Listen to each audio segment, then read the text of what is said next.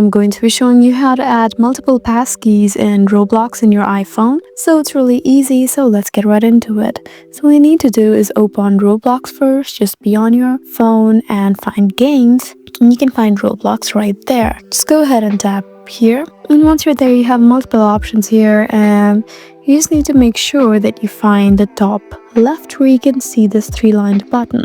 Just go ahead and tap here. Now you have all of these options. You just need to find settings, which is right above help and safety. Just tap here, and once you're there, you have options like account info, security, privacy, and many more. Just tap on account info, and if you have a passkey already, you can find right below login methods, you should have the option of manage. Just tap here. If you want to add another passkey as well, just tap there, tap on continue. So you will be asked for a two-step verification. Just tap on verify yourself, and add a passkey. So now you have two passkeys. So there you go, that's how you do it. I hope this video was helpful for you. Please leave us a like and drop us a comment down below, and we'll see you again in our next video.